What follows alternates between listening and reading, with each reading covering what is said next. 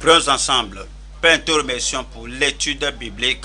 Merci pour ton peuple et merci pour leur fidélité. Merci de nous avoir rassemblés. Nous prions que nous nous étudions pas en vain au nom de Jésus-Christ. Nous prions pour tous les frères et sœurs et tous les invités et tous les lieux où la parole de Dieu est entendue. Nous prions, Seigneur, que tu touches toute vie et que tu nous transformes au nom de Jésus-Christ. Conduis-nous à prendre des décisions définies pour faire de notre vie chrétienne quelque chose de meilleur et que ceux qui ne connaissent pas le Seigneur, qu'aujourd'hui soit le jour de leur décision de connaître le Seigneur au nom de Jésus-Christ.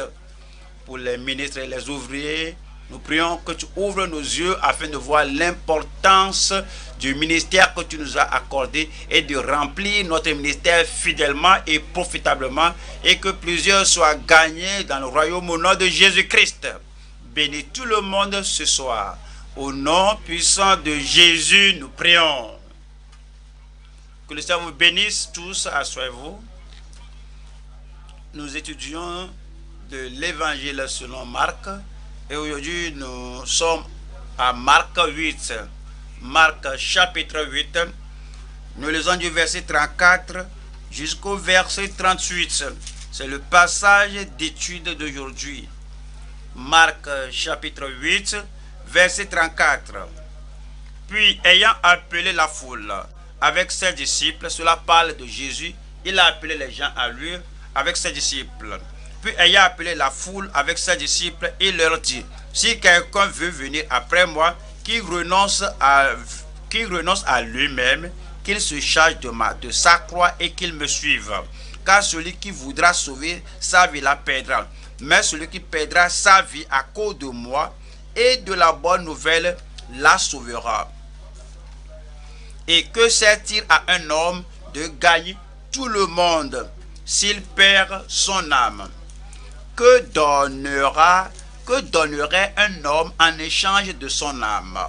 Car quiconque aura honte de moi et de mes paroles au milieu de cette génération adultère et pécheresse, le Fils de l'homme aura aussi honte de lui quand il viendra dans la gloire de son Père avec les saints anges.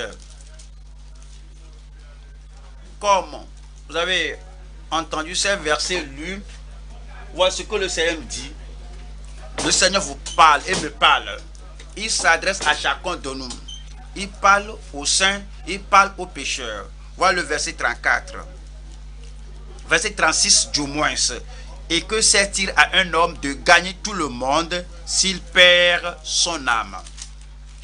Le Seigneur parlait de notre plus précieuse possession.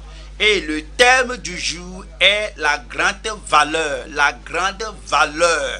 de notre plus précieuse possession. La grande valeur de notre plus précieuse possession. Quelle en est la valeur? C'est ce dont il parle cette nuit. Le verset central, le verset 36 qui dit, et que sert-il à un homme? Que sert-il à une femme? Que sert-il à un homme, à une femme dans ce monde? Si c'était possible pour lui de gagner tout le monde et perdre enfin son âme. Et puis il continue au verset 37 qui dit, que donnerait un homme en échange de son âme? Ce qu'il nous dit ce soir, c'est qu'il veut que nous pensions à cela, il veut que nous ressassions cela, que nous ruminions cela et que nous l'appliquions à notre vie. À nous qui sommes ici, il ne faut pas que l'étude là soit une des routines. Chaque fois je suis là, chaque fois je suis cela. Que la parole de ce soir s'enracine en vous et pensez à ce que Jésus dit. Il vous pose une question, vous devez penser à cette question que le Seigneur vous pose. La question est que comme nous examinons tout, quelle est votre plus précieuse possession? Pensez à votre vie, pensez à votre entourage, pensez à votre plus précieuse possession. Quelle est la possession que vous avez? Temporaire, certains sont éternels. La possession des gains terrestres, est-ce la chose la plus importante pour vous? Et la possession de la richesse matérielle, est-ce la plus importante pour vous? La possession d'un avantage personnel, de la prospérité personnelle ou de la position mondaine, la position politique ou matérielle, quel que soit le cas, ou bien une position académique ou la grande prospérité qu'on peut penser, ou bien votre chose personnelle désirable à laquelle vous vous accrochez fermement. Est-ce que c'est la chose la plus précieuse pour vous? Ces choses sont temporaires et sont des choses temporaires. Et puis ces choses vont s'évaporer avec le temps. La possession du monde entier, s'il était possible, ne vont pas compenser à la perdition de votre âme et à la perdition de l'âme d'une personne. C'est pourquoi Jésus a posé cette question. Que sert-il à un homme pour le personnaliser? Et qu'est-ce que cela vous profitera-t-il lorsque vous aurez gagné le monde entier et perdre votre âme? L'âme d'une personne est une grande possession. Toutes les choses qu'on gagne sur la terre seront abandonnées un jour.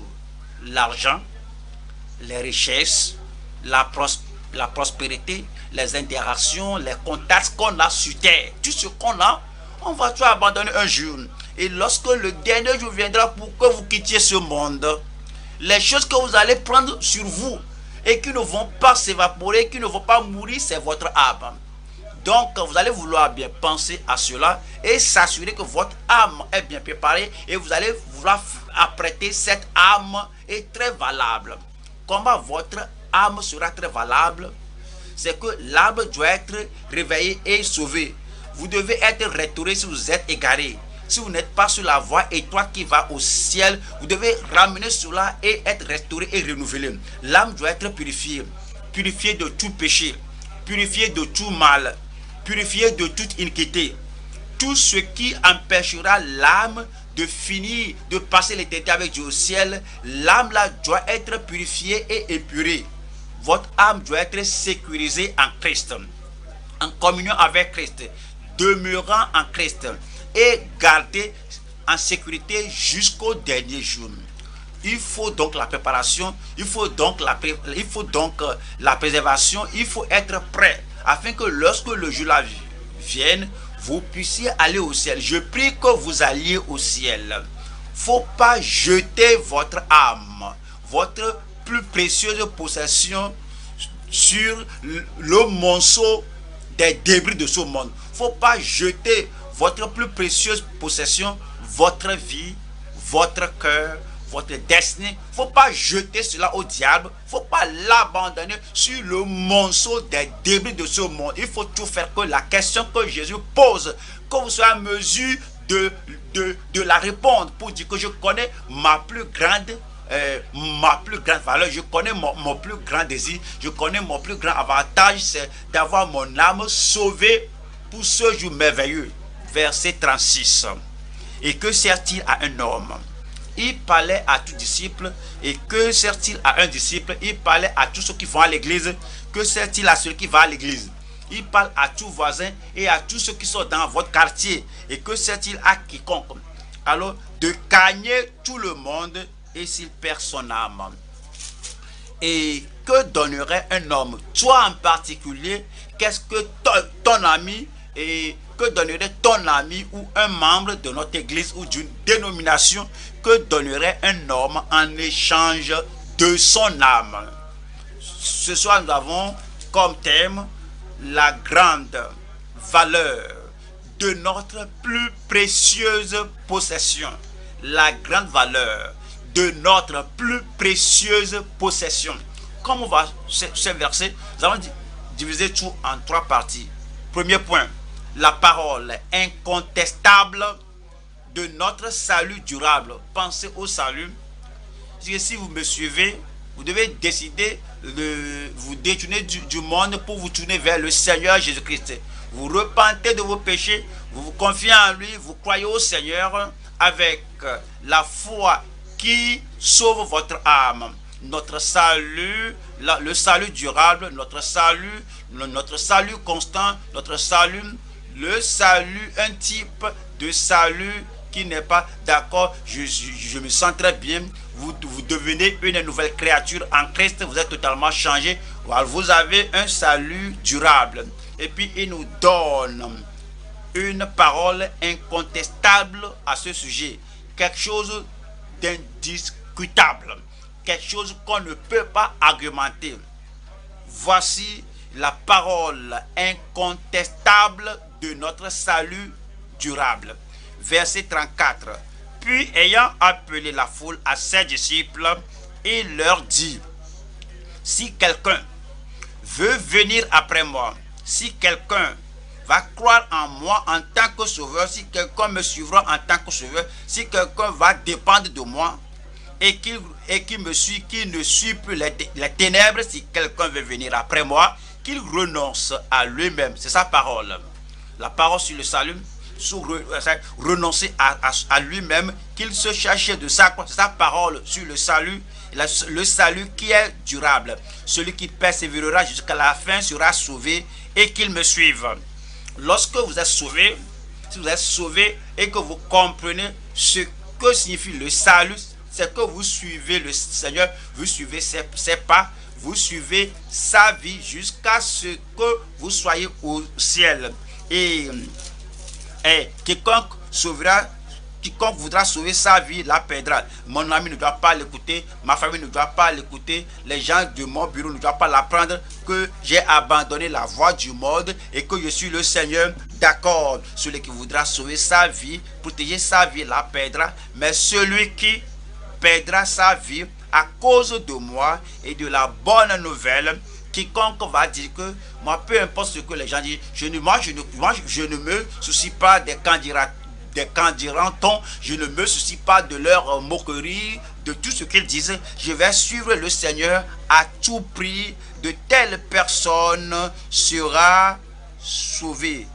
Cette personne sauvera sa vie à l'éternité. Premier point donc, nous disons la parole incontestable de notre salut durable.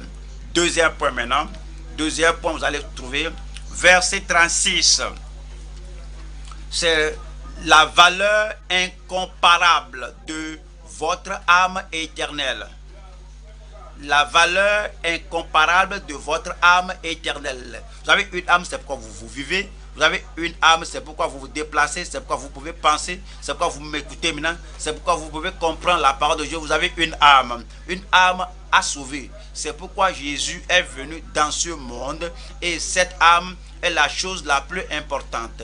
Au fait, la parole de Dieu nous dit que Dieu a créé l'homme à son image et il a insufflé l'homme le souffle de vie et l'homme est devenu une âme vivante. Oui, ce souffle qui est venu de Dieu est éternel, aussi éternel que Dieu est, que Dieu soit, ne mourra pas. Le corps mourra et ira dans la tombe, mais l'âme ira à Dieu et ira répondre de tout ce qu'elle avait fait.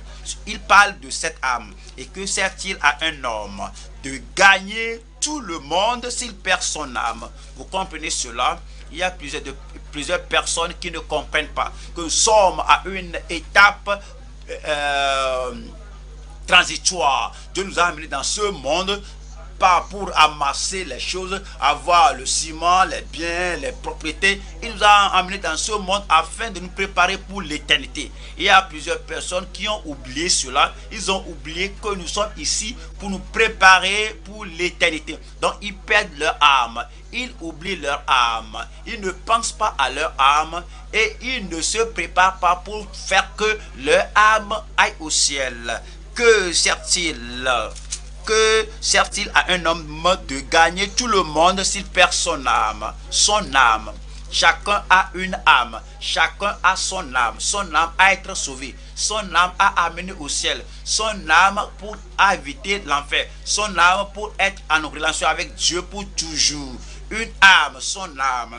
Et que donnerait un homme en échange de son âme? Deuxième point. La valeur incomparable de votre âme éternelle. Troisième point. Notre vigilance non transférable contre l'opprobre éternel. La vigilance ici non transférable. Une vigilance qu'on ne peut pas transférer. Une vigilance qu'on ne peut pas échanger contre quelque chose. Une vigilance qui est non transférable avec autre chose. Cela veut dire donc que toute qualité que vous possédez, toute caractéristique que vous avez ceci et cela, sachez-le, que cette parole, cette vigilance veut dire est non transférable avec eux. Cette vigilance doit toujours dans votre vie, une vigilance immuable. Pourquoi? Parce qu'il y a un Satan, il y a un diable, il y a des démons, il y a des gens qui veulent ravir votre âme de vous et la conduire en enfer. C'est pourquoi vous êtes vigilant et vous ne pouvez pas sinon échanger cette vigilance contre quelque chose. Verset 38. Car quiconque aura honte de moi et de mes paroles au milieu de cette génération adultère et pécheresse, le Fils de l'homme aura aussi honte de lui quand il viendra dans la gloire de son Père avec les saints anges. Vous n'aurez pas honte du Seigneur. Je n'aurai pas honte du Seigneur. Voyons ceci. Quiconque, car quiconque, ce sont des paroles du Seigneur Jésus.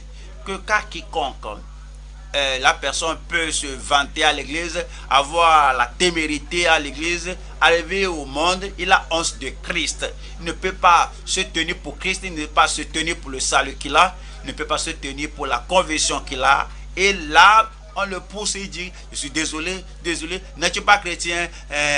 Pas du tout, pas réellement. Il a honte du Seigneur devant le monde. Et le Seigneur dit, le Seigneur dit, car quiconque aura honte de moi et de mes paroles au milieu de cette génération adultère et pécheresse, le Fils de l'homme aura aussi honte de lui quand il viendra dans la gloire de son Père avec les saints anges. Je n'aurai pas honte du Seigneur. Je dis, je n'aurai pas honte du Seigneur. Alors, revenons au premier point et nous parlons de la parole incontestable de notre salut durable. Notre salut est un salut durable, notre salut un salut constant, notre salut un salut permanent, notre salut un salut que nous renchérissons, que nous gardons et ne permettons à personne de nous le ravir. Marc 8, verset 34. Puis ayant appelé la foule avec ses disciples, il leur dit, il disait à ses disciples, ceux qui étaient déjà sauvés, il disait au reste d'eux, même s'ils ne sont pas sauvés, et dit, si quelqu'un veut venir après moi, numéro 1, qu'il renonce à lui-même, 2, qu'il se charge de sa croix, 3, et qu'il me suive. C'est ainsi notre salut va demeurer. Vous êtes sauvés, cela ne suffit pas, c'est le premier pas, c'est la première décision. Donc vous devez tout faire que ce salut-là demeure, reste, que ce salut-là dure. Et voici la parole incontestable de Jésus-Christ, notre Sauveur. Tout théologien peut dire n'importe quoi, tout prédicateur peut dire n'importe quoi, tout évêque ou berger peut dire n'importe quoi, mais voici la parole de Jésus-Christ notre Seigneur, et c'est incontestable, c'est indiscutable, et c'est dit que si nous allons garder le salut, si ce salut va durer, si ce salut va rester, il y a 3 choses. Numéro 1, il faut qu'il y ait le renoncement à soi. 2, il faut le port de la croix. 3, alors il faut suivre Christ. Je vais prendre le numéro 1, c'est son commandement à renoncer à soi. Son commandement à renoncer à soi. Numéro 2, je dis, le port de notre croix sans honte. Il y a des gens, s'il y a un défi, une croix à porter, une persécution, un besoin dans leur vie, et cela est la croix à porter à l'époque là, avant que le Seigneur l'enlève, ils ont honte. Comment je peux dire que je suis à Christ? Comment je peux lire la Bible? Comment je peux aller à l'étude biblique? Comment je peux adorer lundi? Comment après adorer dimanche, je suis enfant de Dieu, voici la croix, voici la croix. Mais si ton salut va demeurer, tu dois porter ta croix sans honte. Numéro 3, c'est l'appel à suivre ses pas. L'appel à suivre ses pas. Voyons ces choses un à un. Et voyons verset 34 encore. Puis ayant appelé la foule avec ses disciples, il leur dit: si quelqu'un veut venir après moi, qu'il renonce à lui-même. Qu'il renonce à lui-même. Y a-t-il des choses qui viennent dans votre vie? Est-ce que le Seigneur espère, lorsque la tentation se présente, lorsque le défi est là, lorsque la difficulté est là, lorsqu'il y a quelque chose qui veut arrêter votre voyage, ce que le Seigneur espère est que vous pensez à votre âme. Ce qui va ôter mon salut de moi, ce qui va ôter ma confiance en Dieu de moi, ce qui va ôter cette nature constante de mon salut, quelle que soit la chose, je vais renoncer à moi-même. C'est ce que le Seigneur dit. Nous allons à Matthieu 16, verset 24. Matthieu 16, verset 24. Alors Jésus dit à ses disciples, si quelqu'un, qui que soit la personne, si quelqu'un, un homme en Matthieu, cela veut dire vous.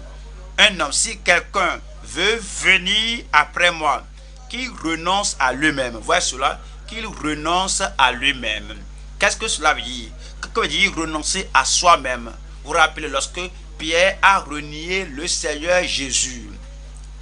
Ça veut dire que il s'est accepté et renié Christ. Et ça veut dire quoi? Ça veut dire que je ne connais pas Christ. Je ne sais pas ce que tu dis. Je ne lui appartiens pas. Je dis non à ce que tu dis. Tu dis que je lui appartiens. Je dis non. Que veut dire renoncer à vous-même? Ça veut dire que dire non à soi. Le moi, tu dis non au moi. Le moi veut que tu fasses ceci. Ce qui va te plonger dans le péché. Tu dis non. Le moi veut que tu agisses de telle manière. Cela va montrer la nature de Satan et la nature du mal. Et tu dis non. Au fait, comme on voit tout numéro 1, cela veut dire que renoncer au moi. Dire non au moi. Numéro 2, c'est être sourd au moi. Le moi dit, je veux que tu fasses ceci et cela. Je veux que tu te désorganises. Je veux que tu deviennes injuste. Je veux que tu deviennes non-saint. Je veux que tu aies le plaisir de la chair et que tu te satisfasses et que tu déshonores Dieu. Donc, tu es sourd au moi. Tu agis comme si tu n'entends pas.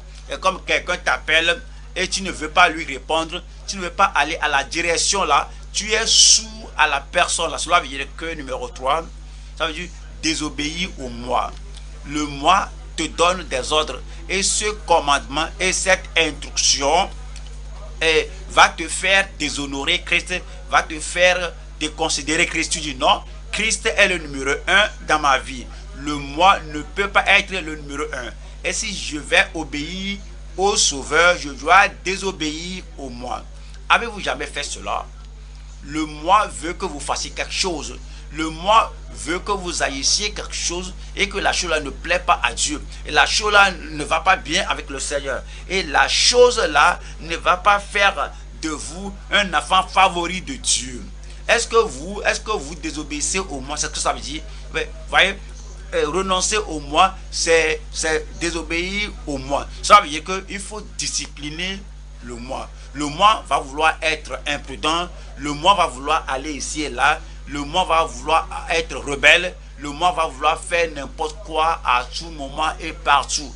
Et lorsque le moi veut que vous vous comportez mal, il veut que vous fassiez quelque chose qui n'est pas selon la volonté de Dieu, vous disciplinez le moi. Si les gens disciplinent, si certains disciplinent le moi comme ils disciplinent les autres, comme ils pensent empêcher les autres, comme ils font que les autres ne font pas ceci, que je ne vais pas accepter cette bêtise de toi, donc je discipline la personne là. Ouais. Si tu changes cela et tu disciplines le moi veut que tu quittes la voie étroite et que tu ailles à la voie spacieuse. Le moi veut que tu fasses quelque chose qui est contraire à la volonté de Dieu. Tu dis non. Moi, tu ne vas pas m'ôter le salut. Tu ne dois pas ôter la vie éternelle de moi. Je te renonce. Je suis mort à toi. Je te renie. Je te désobéis. Je te discipline.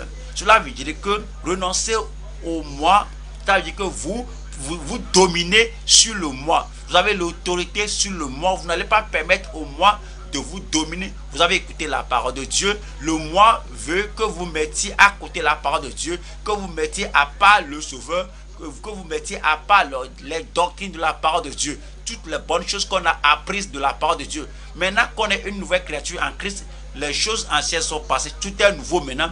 Le moi veut qu'on mette cela de côté et qu'on lui prête attention. Tu dis non, que je domine sur le moi. Vous savez ce que veut dire renoncer au moi.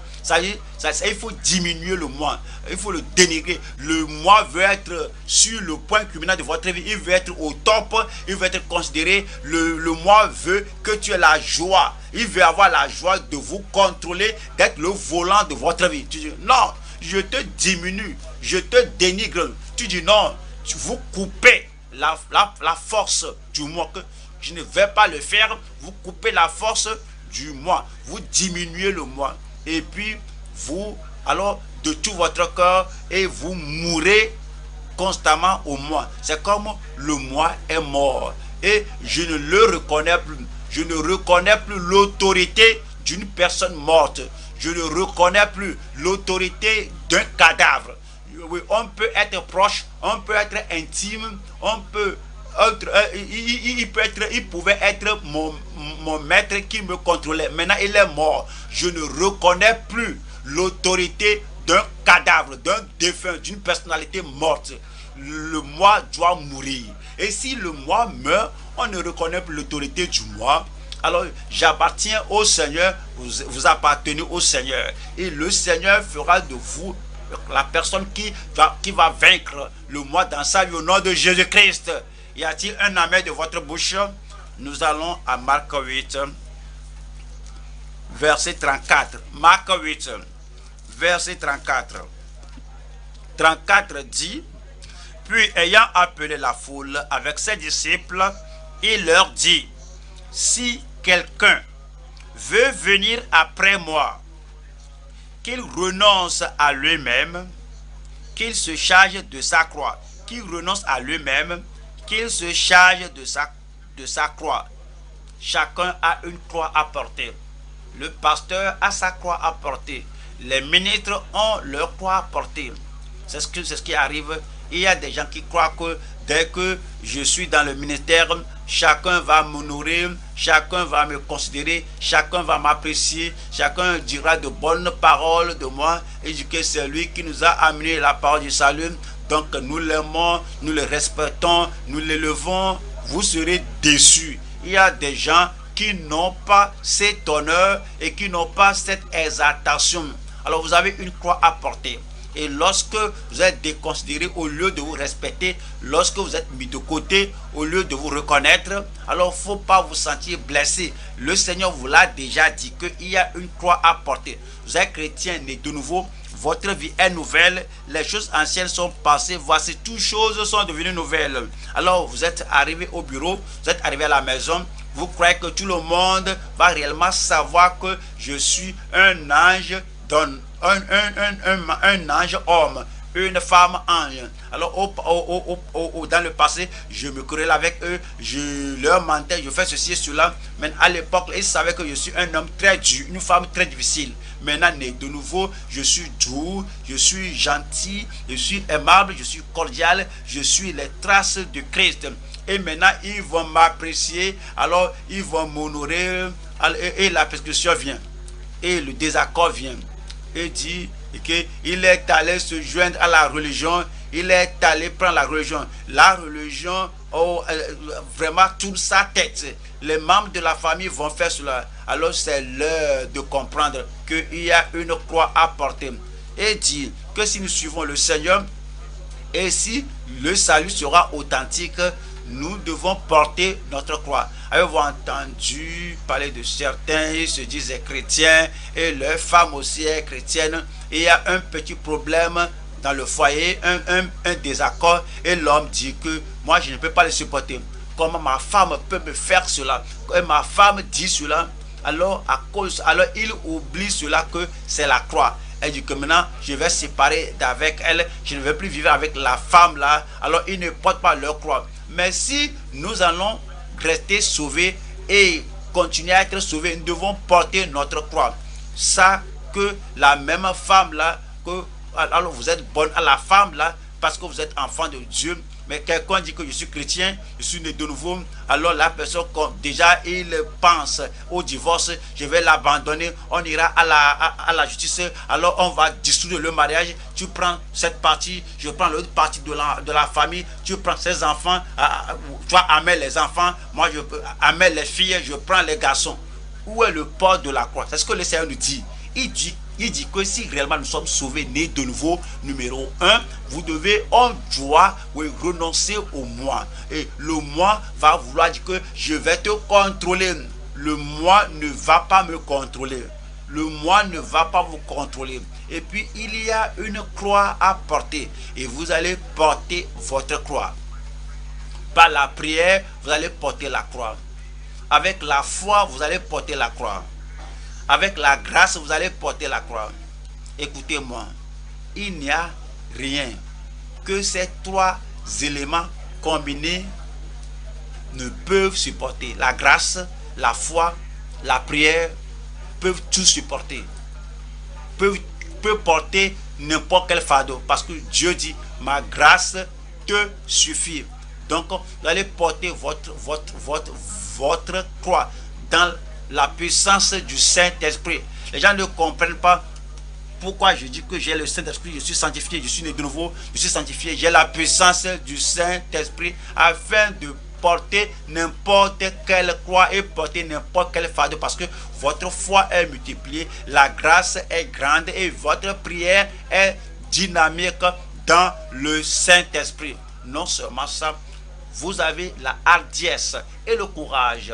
Si tu dis que tu es chrétien, alors un chrétien est différent des gens du monde qui ont peur de tout. Ils ont peur du vent qui souffle, ils ont peur du cancrelat qui se déplace, ils ont peur du chat qui crie là, qui miaule là-bas. Non, quand tu viens à Christ, il y a certaines de ces choses qui sont passées. La timidité, la crainte, le tremblement, le regret, tout cela est ôté de votre vie au nom de Jésus-Christ. Maintenant, il y a la bravoure. Maintenant, il y a la hardiesse. Il y a le courage. Si tu as le courage, tu dis que non, je ne vais pas porter mon fardeau. Tu dis que aussi lourd que soit le fardeau, les gens avant moi, ils ont porté leur fardeau, ils ont porté leurs effets, ils ont porté tout leur bagage. Moi, maintenant, avec le courage et la hardiesse, je vais porter mes effets. Je vais porter mes fardeaux. Il y a des gens qui sont des parasites. Ils s'appuient sur les autres à tout moment. Attention, les autres ont aussi leur fardeau à porter. Les autres ont leur croix à porter aussi. Et chaque fois que tu appelles telle personne, tu appelles celui-là. Frère, j'ai une croix à porter. Frère, j'ai une montagne. Eux aussi, ils ont leur croix. Eux aussi, ils ont leur montagne aussi. Mais maintenant, à partir de cette nuit, vous aurez le courage. La puissance va entrer en vous. Cette croix-là, vous allez la porter. Et vous allez la porter sans compromission. Voilà, ce qui fait compromettre les gens, c'est que cette croix-là est pesante.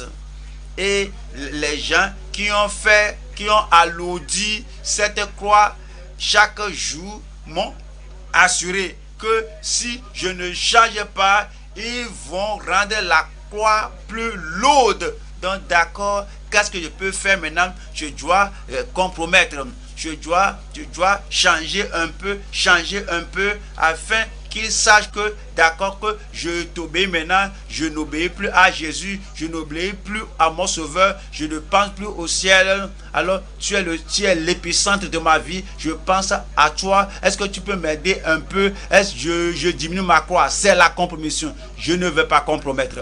Je dis je ne vais pas compromettre. Et puis vous portez la croix dans son service. Dans son service. Le service du Seigneur, ce n'est pas un lit de roses. Il y a des défis à supporter. Il y a des difficultés qui viendront à vous. Mais vous direz, je vais servir le Seigneur. La croix peut être pesante si je vais servir le Seigneur. La croix peut être lourde à mon épaule, à mon cou. Je vais servir le Seigneur. Vous allez servir le Seigneur. Quelqu'un là-bas, je dis, vous allez servir le Seigneur. Comment pouvons-nous porter la croix? Comment pouvons-nous prendre la croix et ne permettre à rien de nous faire déconsidérer, déconsidérer le salut et porter la croix à tout moment. Hébreux chapitre 12, verset 2. Ayant les regards sur Jésus, le chef et le consommateur de la foi. C'est lui qui nous donne la foi. C'est parce que vous croyez au Seigneur, on a la foi en Christ, on a le salut. C'est pourquoi la croix est venue. Ayant les regards sur Jésus, le chef et le consommateur de la foi, qui en vue de la joie qui lui était réservée, a souffert la croix, méprisé l'ignominie. Il a souffert la croix pour notre salut. Il a souffert la croix pour notre vie éternelle. S'il a souffert cette croix, vous n'aurez pas de croix qui est plus pesante que la croix de Christ. S'il a supporté pour moi, donc je vais porter ma croix, mépriser l'ignominie et s'être assis à la droite du trône de Dieu. Revenons à Marc chapitre 8. Revenons à Marc 8. Il y a trois articles, trois éléments là-bas au sujet de notre salut durable, notre salut constant. C'est dit au verset 34. Puis ayant appelé la foule avec ses disciples, il leur dit: si quelqu'un veut venir après moi, qu'il renonce à lui-même, qu'il se charge de sa croix et qu'il fasse quoi? Qu'il me suive.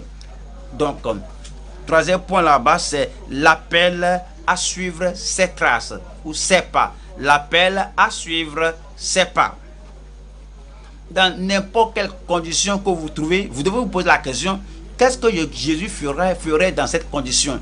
Mes parents me disent de faire quelque chose contrairement à la parole de Dieu et contrairement à la volonté de Dieu. La question est que qu'est-ce que Jésus ferait dans ce cas? Il se rappellerait son Père au ciel, il va lui obéir et il dit que chaque fois je fais ce qui plaît au Père. Et si un pharisien, si un sadducéen, si un proche, si un homme de notre tribu veut que je fasse quelque chose contrairement à la volonté du Père, Christ dira non. Tu diras, c'est exactement comment vous allez vivre. Qu'il me suive. Vous allez suivre le Seigneur. Voyons 1 Pierre, chapitre 2, verset 21. 1 Pierre, chapitre 2, verset 21. Et c'est à cela que vous avez été appelés. Voici notre appel. Certains disent que je ne connais pas mon appel. Voici votre appel. C'est à cela que vous avez été appelés, parce que Christ aussi a souffert pour nous. Christ aussi a souffert pour nous. Nous vous laissons un exemple. Il a souffert afin de nous sauver. Il a souffert afin de mettre un exemple devant nous pour dire que voici comment je l'ai fait, voici ce que j'ai fait. Et maintenant que tu dis que tu me suis, maintenant que tu dis que tu es sauvé, maintenant que tu dis que je suis ton Seigneur, ton Maître, ton Roi, ton Sauveur, alors je t'ai laissé un exemple afin que vous suiviez ces traces. Afin que vous suiviez ces traces. Suivre le Seigneur parfois va contredire ce que les proches dit, parce que les proches n'auront pas la pleine connaissance de la volonté de Dieu sur votre vie, de l'appel de Dieu sur votre vie. Mais s'il y a une telle contradiction, Christ d'une part et les proches d'autre part, alors qui allez-vous suivre? Il dit, qui allez-vous suivre? Le Seigneur Jésus-Christ. Donc, voyons Luc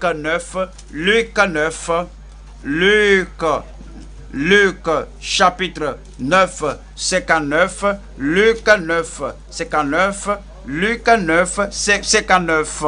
Et dit à un autre: sur moi, Et il répondit, Seigneur, permets-moi d'abord, oui, j'ai un rendez-vous, j'ai un devoir, j'ai une responsabilité, je me suis déjà engagé et mettre cela d'abord. Alors, lorsque ce qui vous appartient humainement parlant en premier lieu et que vous amenez Christ au second plan, vous lui dites qu'il n'est pas aussi important que ce que vous avez mis au premier rang. Si vous allez suivre le Seigneur, ici il dit que sur moi, tu ne vas pas dire que Seigneur, permets-moi d'aller d'abord ensevelir mon Père. C'est la première chose dans mon cerveau maintenant, c'est ma première chose sur ma liste, verset 60.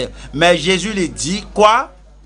Dites-le moi, laisse les morts, ensevelir leurs morts. Attendez, c'est quelque chose que les gens du monde vont lutter avec cela. Il dit que, est-ce que tu étais en ville?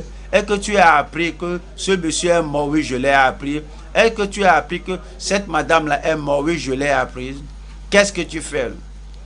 Oui, nous avons un programme à notre église à l'époque là.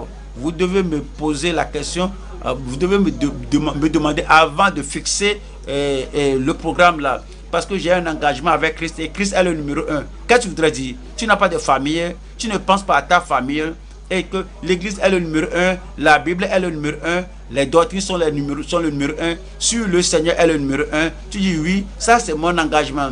Alors ils vont lutter contre toi. Tu dis que je te donne un verset de l'écriture qui me fait agir tel que j'agis. On ne veut pas la Bible. Nous parlons, ce que nous disons, c'est que tu dois être raisonnable. Il n'y a pas de religion qui te fait mettre autre chose au premier lieu sans mettre ta famille au premier plan.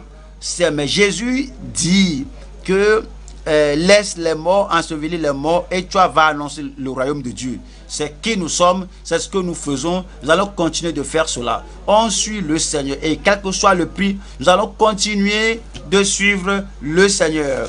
Allons à Jean chapitre 21. Jean 21, voilà le verset 20. Jean 21, verset 20.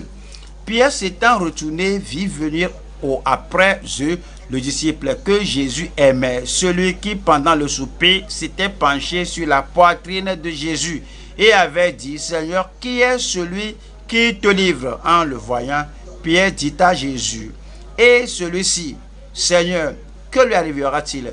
Il y a plusieurs personnes, avant qu'ils ne suivent le Seigneur, avant qu'ils ne fassent leur engagement de suivre le Seigneur sans crainte, sans faveur, sans compromission et sans autre détour, ils vont poser la question, tel pasteur, il est venu au Seigneur avant moi. Je me rappelle, l'autre sœur m'a suivi de près lorsque je suis devenu chrétien. Lorsque le Seigneur me lance le défi, j'ai entendu la parole de Dieu, je vois ce que le Seigneur met devant moi, suis-moi, et dit, mais et celui-ci, Seigneur, que lui arrivera-t-il?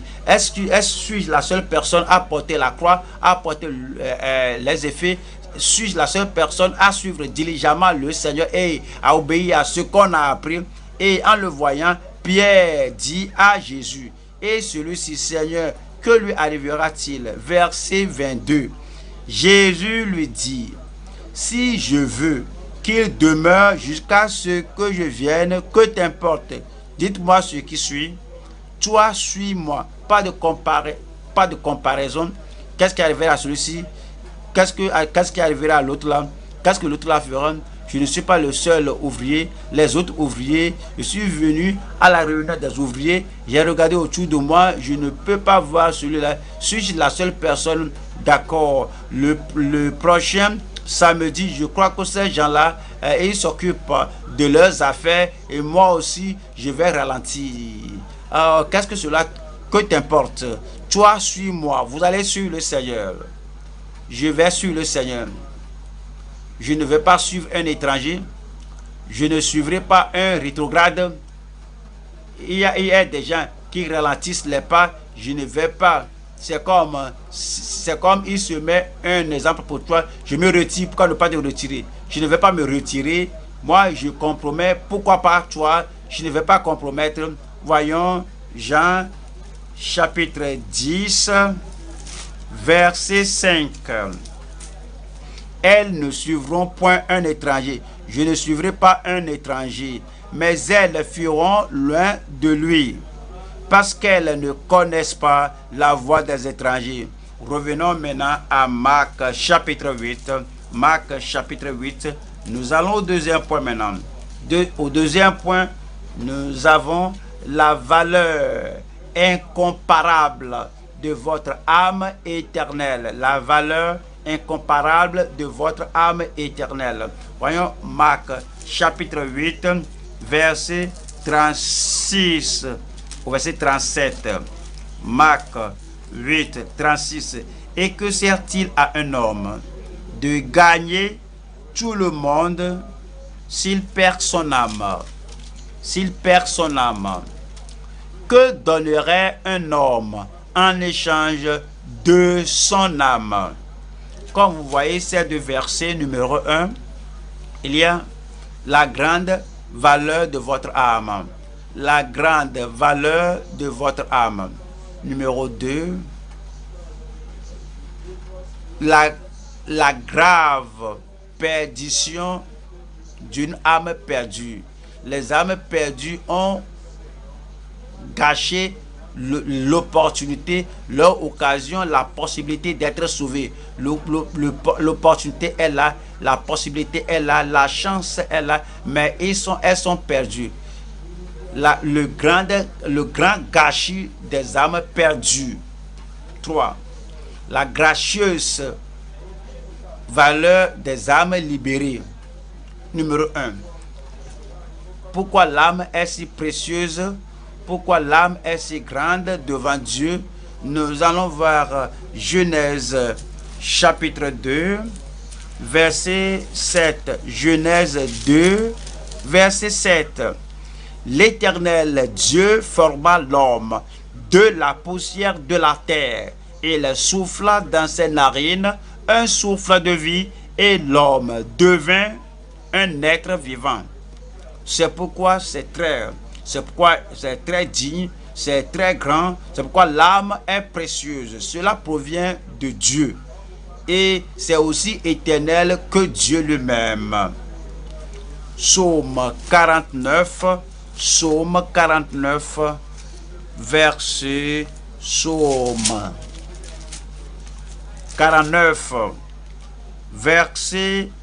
8.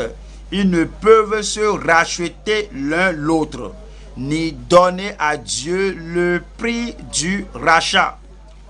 Le rachat de leur âme est cher et n'aura jamais lieu. La rédemption d'une âme est précieuse et personne ne peut rien donner pour la rédemption, pour le rachat de cette âme. Combien digne, valable et précieuse est l'âme? 1. L'âme est plus grande que le monde entier.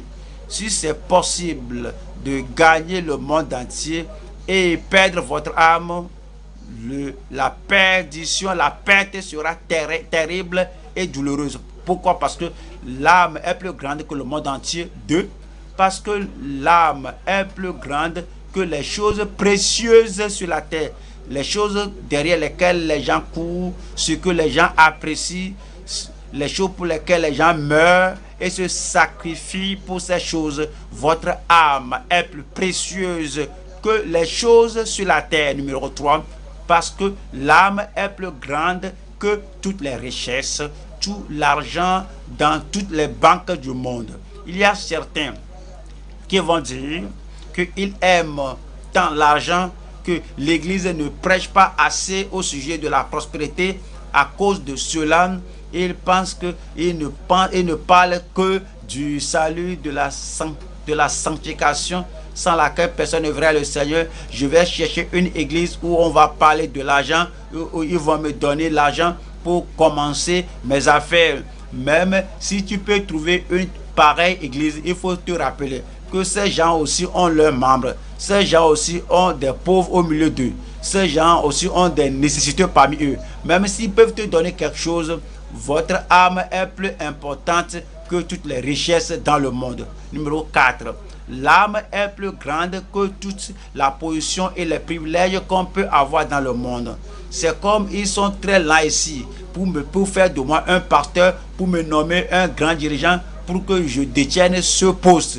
Ouais, nous voyons la qualification de la part de Dieu.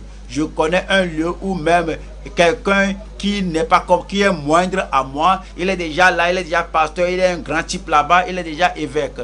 Ouais, l'âme est plus grande que toutes les positions, que tous les privilèges du monde. Non seulement ça, numéro 5, l'âme est plus grande que votre corps, que votre ventre, que les plaisirs du ventre. Les gens cherchent le plaisir de la chair, le plaisir du corps. Votre âme est plus grande que le corps. Votre âme est plus grande que votre ventre. Votre âme est plus grande que le plaisir du corps. Numéro 6, l'âme est plus grande que la faveur de tous les hommes. Il y a certains qui ne peuvent pas supporter la faveur. Quelqu'un leur montre une petite bonté. Regarde ceci. Voici un incroyant. Voici un pécheur. Voici la faveur qu'il m'a faite.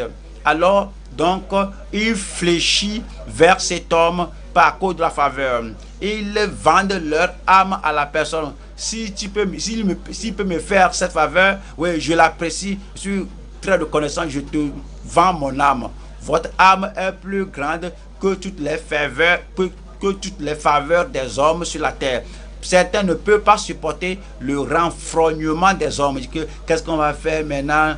Parce que je veux l'amour, alors je veux l'affection, je veux l'appréciation. Je ne peux pas supporter le rejet. S'ils m'ont rejeté et se renfrognent contre moi, qu'est-ce que je peux faire maintenant? Je vais fléchir, je vais changer. Tu vends ton âme. Alors il faut tenir sur ta conviction, combattre pour la foi qui a été transmise aux saints une fois pour toutes. Le renfrognement des hommes ne va pas changer votre vie. Votre âme est assez grande pour que Christ l'acquiert par son propre sang. Il n'a pas acquis les planètes, il n'a pas acquis le soleil, la lune et toutes les planètes avec son sang. Mais votre âme est si grande, votre âme est si valable, si précieuse, votre âme est si chère que Christ s'est livré, qu'il a donné son sang. C'est pourquoi nous n'allons permettre à rien d'échanger contre notre âme. Vous allez garder cette âme-là.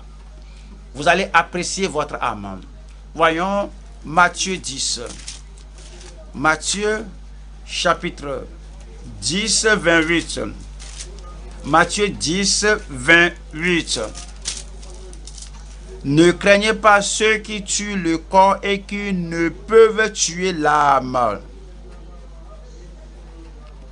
Chaque fois, il faut vous rappeler, quel que soit ce qu'il tue, votre âme est plus grande que cela, est plus grande que cela. Quel que soit ce qu'il ôte de vous, votre âme est plus grande que cela. Votre lieu de travail, si vous ne compromettez pas, si vous ne signez pas ce document, si vous ne falsifiez pas le reçu, vous allez perdre votre boulot. Mais votre âme est plus grande que le boulot là. On va dire à tel monsieur, à telle madame, alors eux croient que vous allez craindre tel monsieur, telle madame, alors vous allez vendre votre âme. Votre âme est plus grande que telle madame, votre âme est plus grande que tel monsieur. Jésus a dit, ne craignez pas ceux qui tuent le corps et qui ne peuvent tuer l'âme.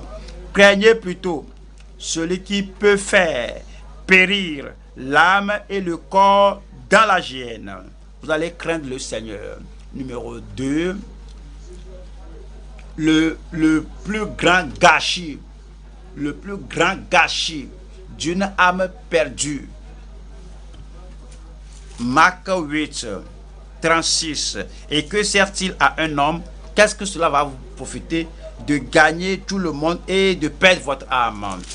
Et que donnerait un homme en échange de son âme? Si l'âme là est perdue, c'est un grand gâchis, c'est une grande perte.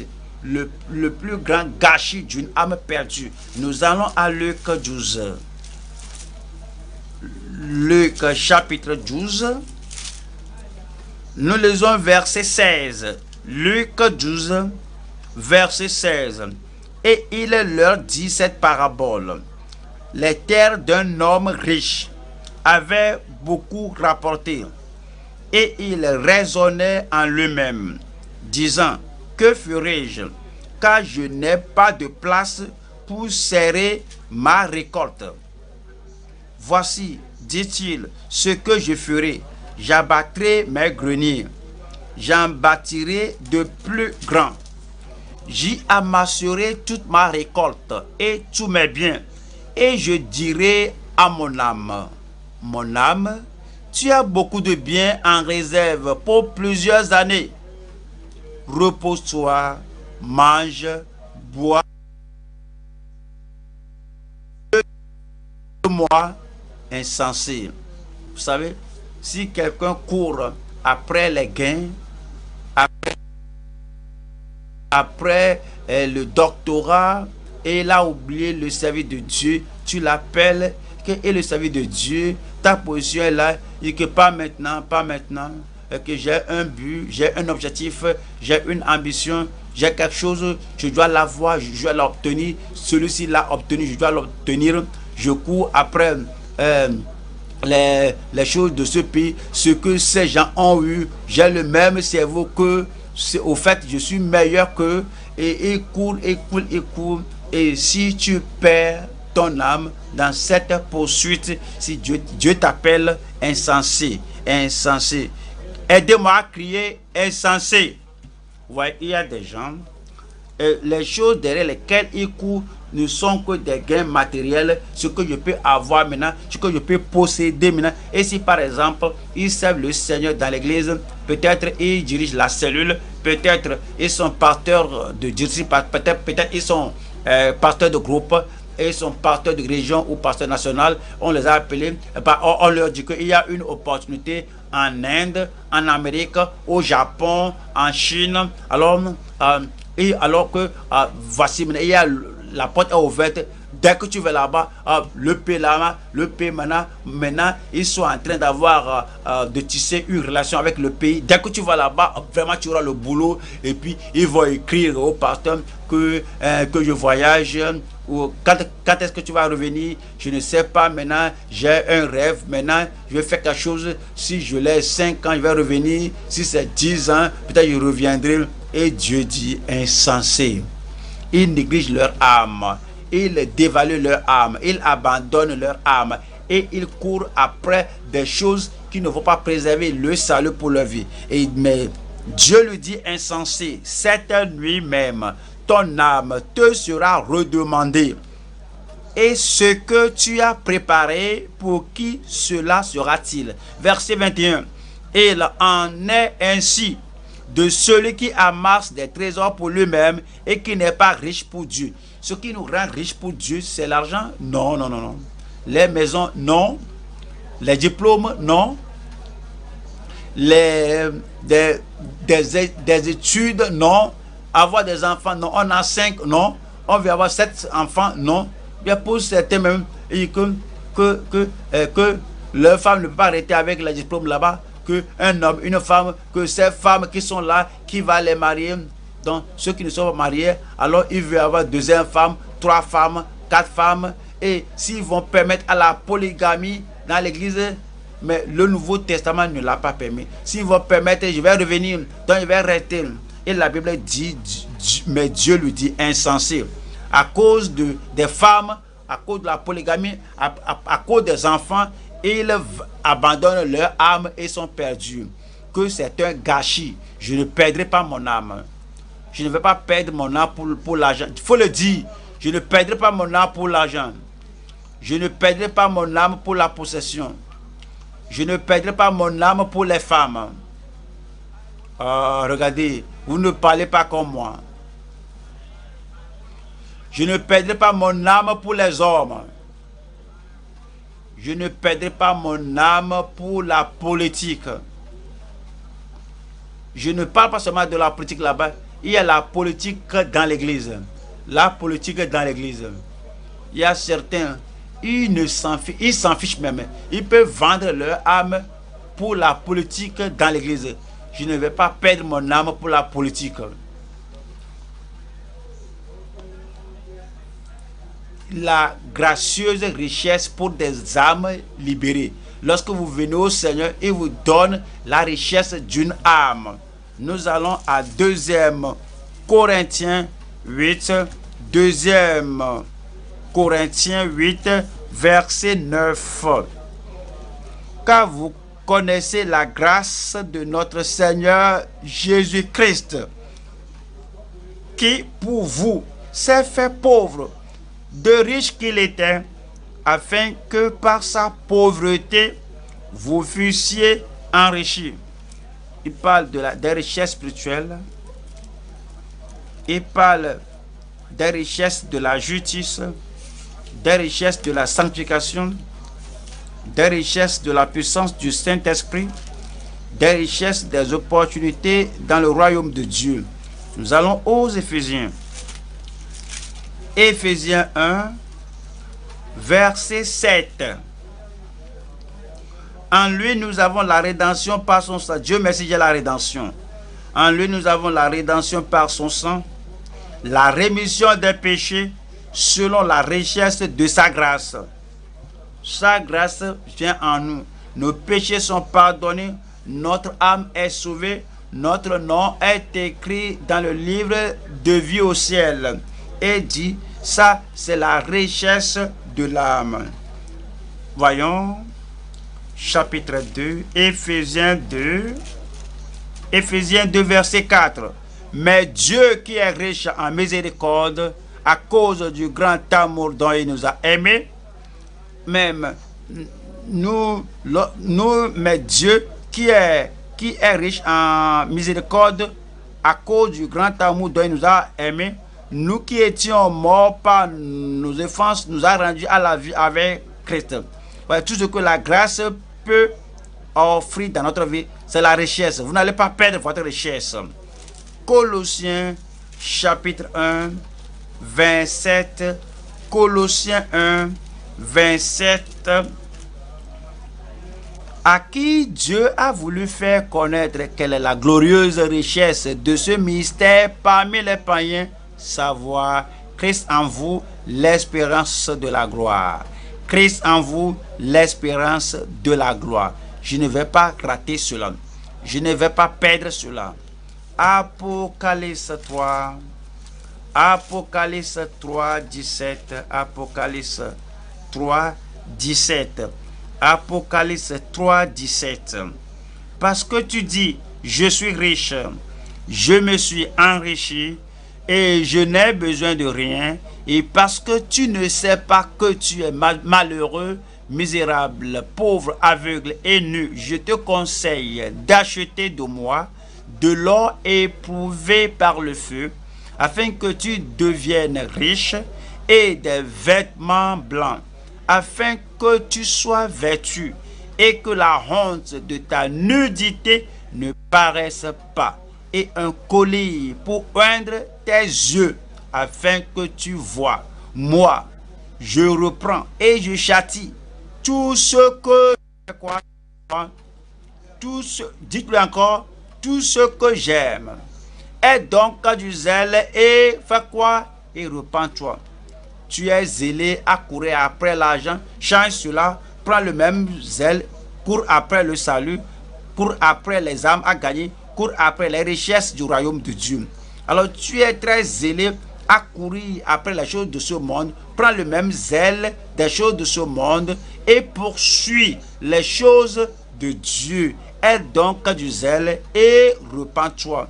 Nous revenons maintenant, nous retournons à revenons au troisième point, la vigilance non transférable contre l'opprobre éternel.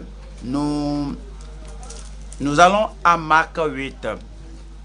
Nous lisons le verset 38. Marc chapitre 8, verset 38. Car quiconque aura honte de moi. Pourriez-vous penser à quelqu'un qui a honte de Christ? Il était cloué à la croix pour lui. Il était rendu, il était dénudé pour lui. Ses habits ôtés, il a porté une couronne de croix très douloureuse pour lui, tout juste pour acquérir le salut pour vous.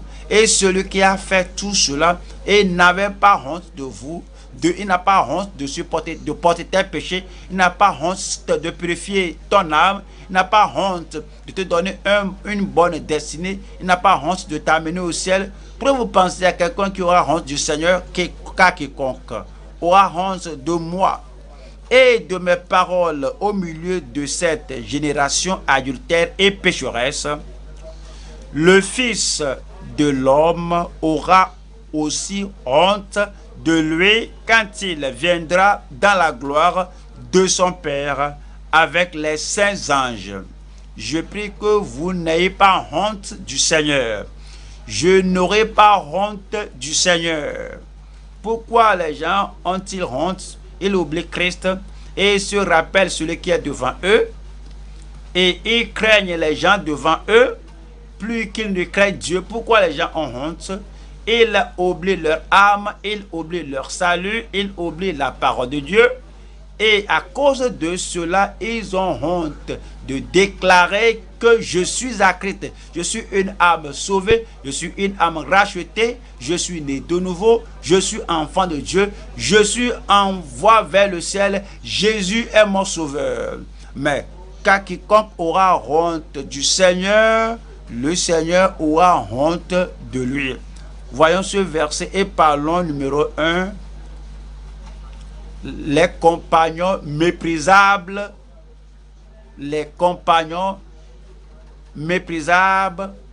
honteux dans le monde. Regardez, c'est comme un homme s'est marié à une femme et il a payé le plus grand prix en tant qu'une dot pour la femme. Et il a vêtu la dame, nourri la dame et a pourvu tout ce qu'il faut pour la femme là, des grandes opportunités. La femme a quitté sa famille, là tout abandonne, et la femme et l'homme a tout remis entre les mains de la femme, que tu es mon compagnon, tu es mon épouse, tu es ma femme. Alors maintenant, comme ils sortent, ils vont dans le monde maintenant, la femme a honte de son homme et elle ne veut pas marcher avec l'homme, vivre avec le monde. Il ne veut pas que le public sache que voici mon mari. Ce type de femme, c'est une femme méprisable. C'est une compagne méprisable. Une compagne qui a honte de l'époux dans le monde. Elle n'a pas de valeur. Allez, Christ a payé le plus grand prix. Il est l'époux de l'église de l'épouse. Il est allé aussi, il a quitté le ciel pour venir dans ce monde. Il a tout sacrifié afin que nous pouvons être sauvés. Maintenant, vous dites que vous êtes sauvés, vous êtes dans le monde et vous êtes l'épouse de Christ dans le monde. Vous êtes fiancé à Christ, vous êtes disciple de Christ, vous êtes croyant en Christ.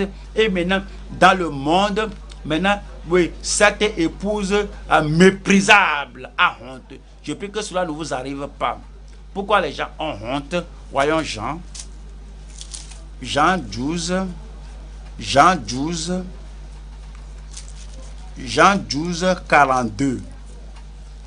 Jean chapitre 12, verset 42. Cependant, même parmi les chefs, plusieurs crurent en lui, mais à cause des pharisiens, ils n'en faisaient pas l'aveu. Ils n'ont pas rendu clair qu'ils lui appartiennent dans la crainte d'être exclus de la synagogue, car ils aimaient la gloire des hommes plus que la gloire de Dieu. Pensez à cela.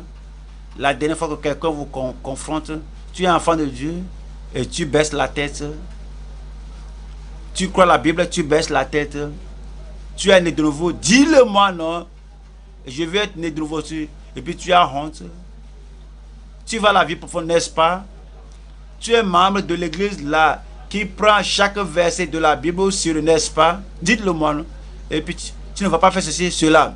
Parce que tu dis que tu suis Christ de près et tu baisses la tête. je prie que Dieu te pardonne. Mais tu dois te repentir, tu dois te repentir, retourner au Seigneur pour dire, Seigneur, oui, j'aime la gloire des hommes, l'honneur des hommes, l'appréciation des hommes, la faveur des hommes, plus que la louange, la gloire de Dieu. C'est pourquoi tu as honte. Et que si tu as honte dans cette génération perverse et pécheresse, il aura honte de toi lorsqu'il viendra dans la gloire de son Père. Et voyons, 2 Timothée chapitre 2, 2 Timothée 2, 2 Timothée 2, 12. Si nous persévérons, nous régnerons aussi avec lui. Si nous souffrons la persécution, nous allons régner avec lui. Vous savez pourquoi les gens ont honte?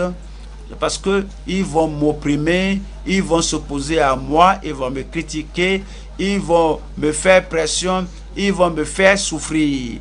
Et ils ne veulent pas souffrir pour Christ. Moi, je veux souffrir pour Christ. Je dis, je veux souffrir pour Christ. Si nous persévérons, nous régnerons aussi avec lui. Si nous le renions, dites-le moi, lui aussi nous reniera. Si nous le renions, parlez, lui aussi nous reniera. Ceux qui renient le Seigneur, ceux qui ne veulent pas le courage de tenir pour le Seigneur, sont des gens qui ne peuvent pas le dire. Si nous le renions, lui aussi nous reniera. Lui aussi nous reniera.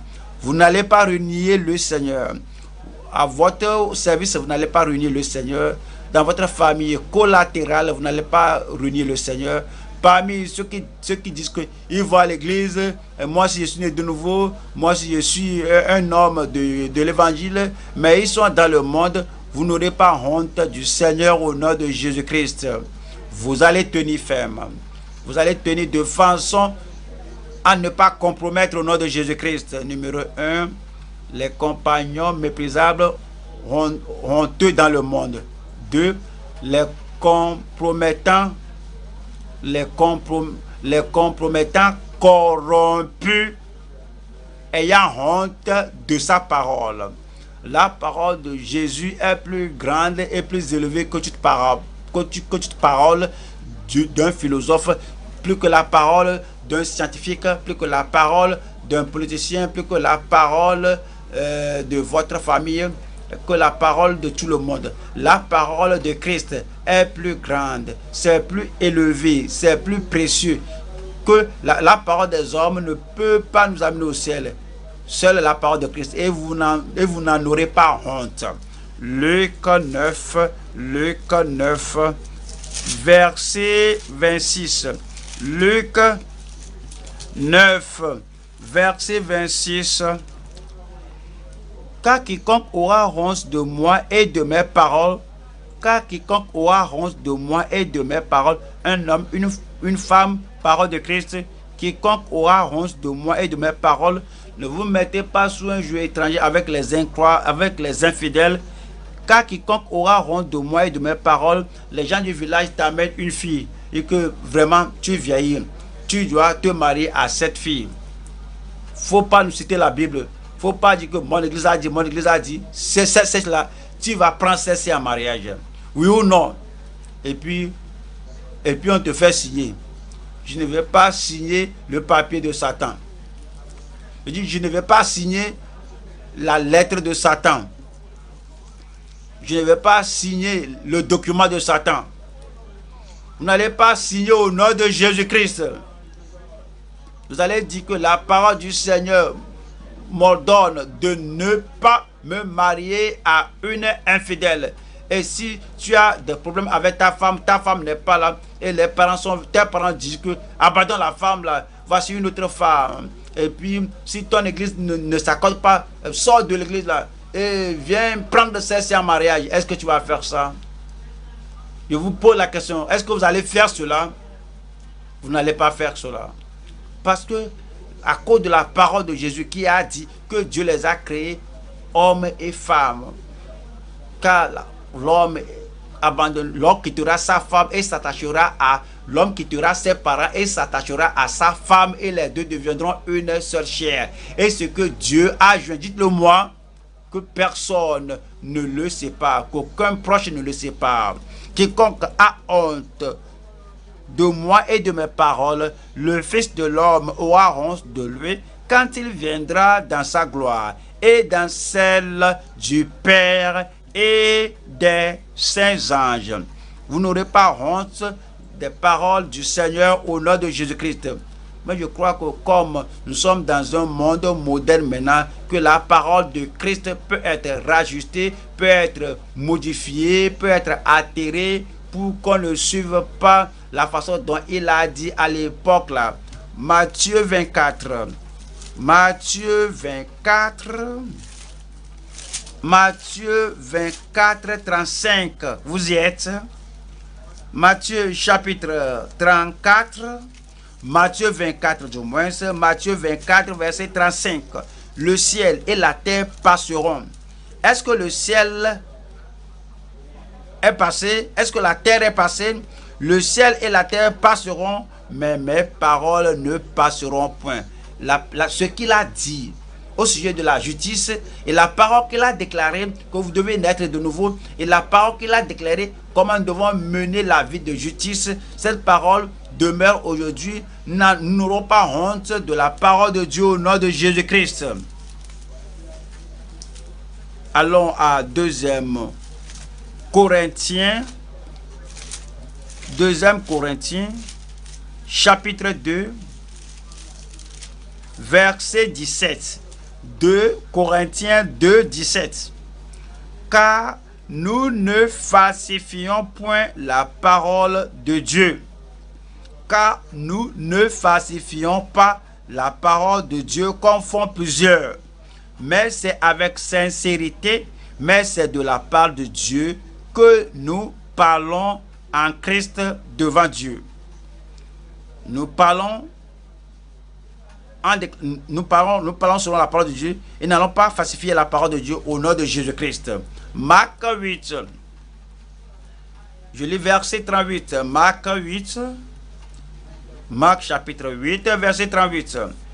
Car quiconque aura honte de moi et de mes paroles au milieu de cette génération adultère et pécheresse, le Fils de l'homme aura aussi honte de lui quand il viendra dans la gloire de son Père avec les saints anges. Numéro 3 maintenant. Les conquérants consacrés et hontés dans leur témoignage. Non honteux dans leur témoignage. Avez-vous honte? Je n'aurai pas honte des paroles de Christ.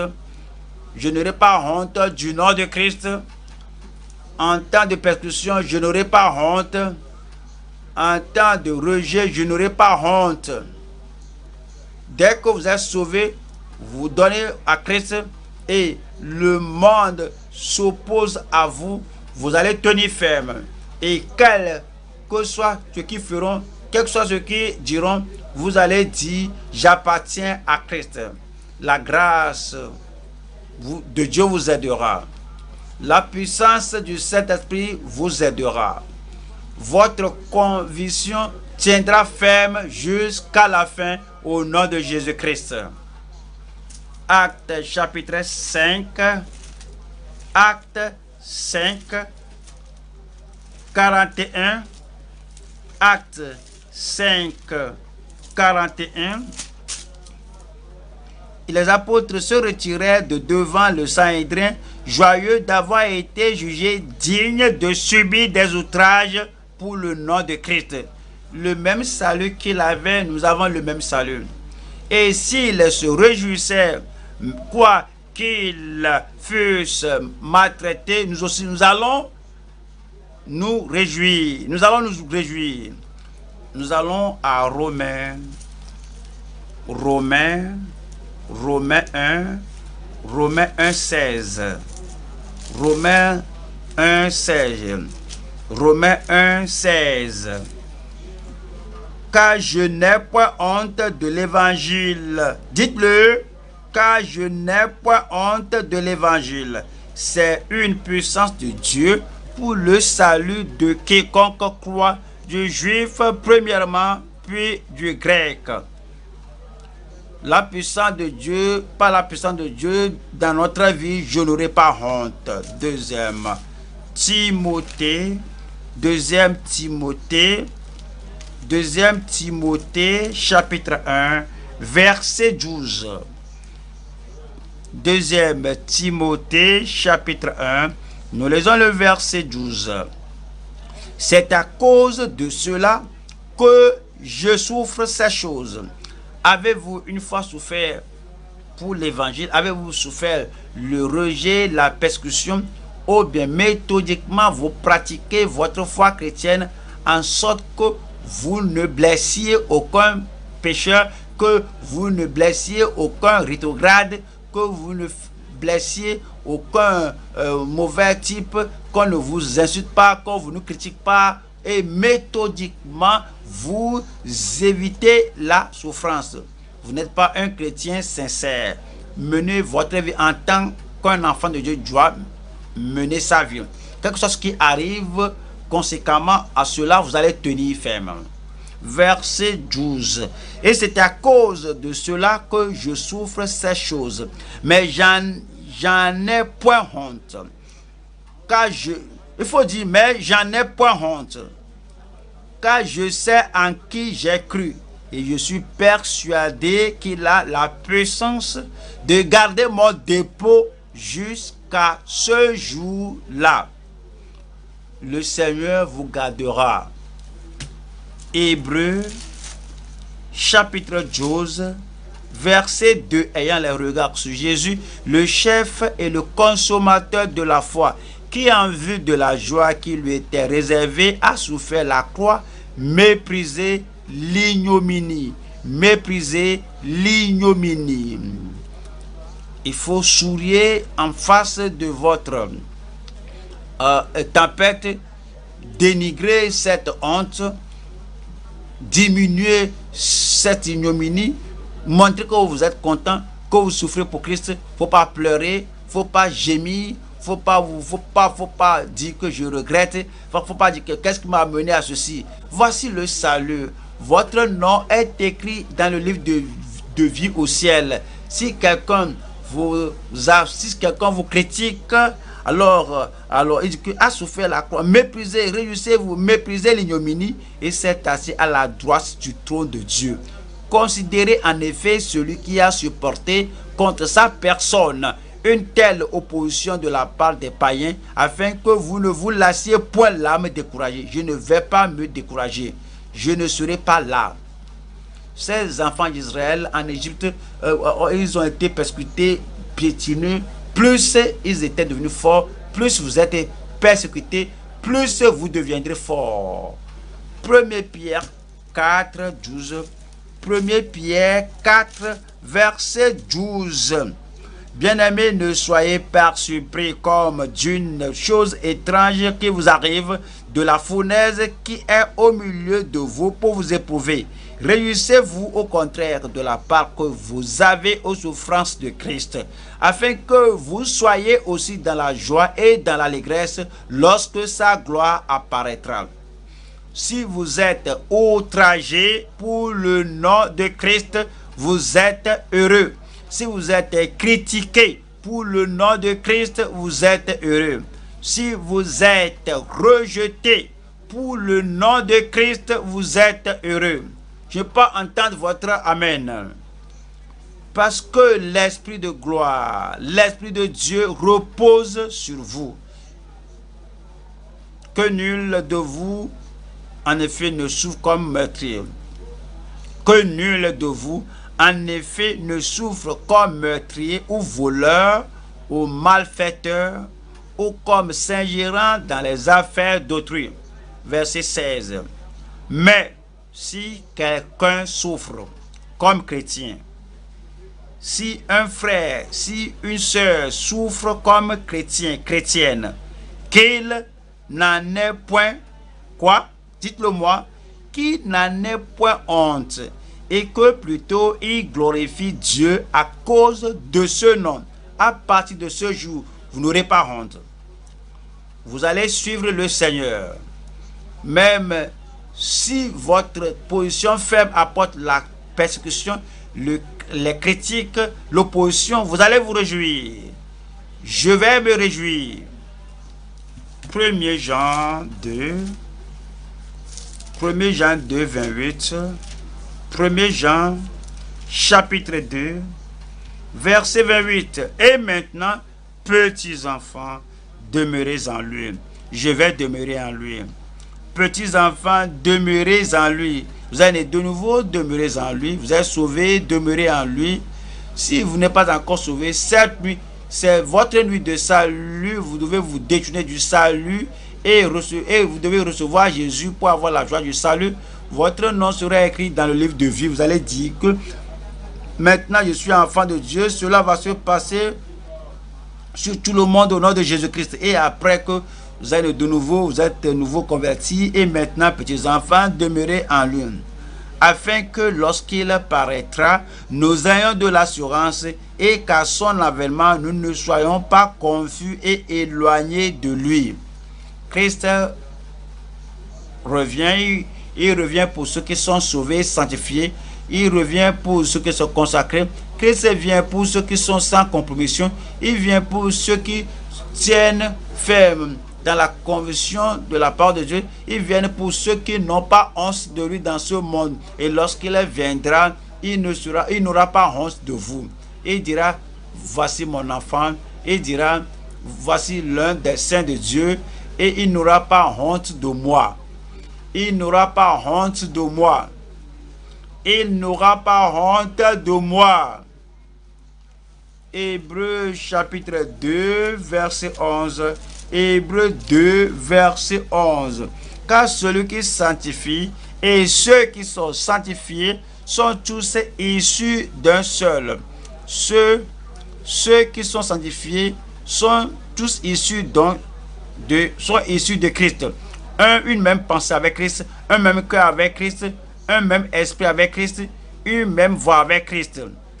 Ceux qui sont sanctifiés sont tous issus d'un seul. C'est pourquoi il n'a pas honte de les appeler frères. Lorsqu'il viendra, il n'aura pas honte de vous. Où êtes-vous? Je dis, il n'aura pas honte de vous. Où êtes-vous? Il n'aura pas honte de vous. Vous n'aurez pas honte de lui aussi. Dans l'église, vous n'aurez pas honte de lui. Devant les saints de Dieu, vous n'aurez pas honte de lui. Et lorsque vous devez servir le Seigneur et tenir devant le peuple de Dieu et prêcher au peuple de Dieu, servir le peuple de Dieu, vous n'aurez pas honte de servir le Seigneur. Et lorsque vous êtes devant les incroyants, dehors là-bas, partout où vous vous trouvez, ils sauront qui est votre croyance, ce qui est votre croyance, que vous croyez la Bible. Je suis croyant biblique et vous allez vivre selon la parole de Dieu au nom de Jésus-Christ. Vous n'aurez pas honte de lui lorsqu'il viendra. Il n'aura pas honte de vous. Tenez-vous debout et parlez au Seigneur. Le Seigneur, accorde-moi la grâce, accorde-moi la foi, accorde-moi la force, accorde-moi la puissance, accorde-moi l'habileté, accorde-moi la conviction. Je n'aurai pas honte. Maintenant, je peux tenir. Je peux regarder les incroyants face à face et je peux prendre ma position ferme. Je n'aurai pas honte. Parlez au Seigneur. Alors vous connaissez la valeur de votre âme. Rappelez-vous que si vous êtes sauvé, demeurez dans le Seigneur. Et partout où vous allez, il faut vivre pour Christ et mener la vie que si Christ vient aujourd'hui, il n'aura pas honte de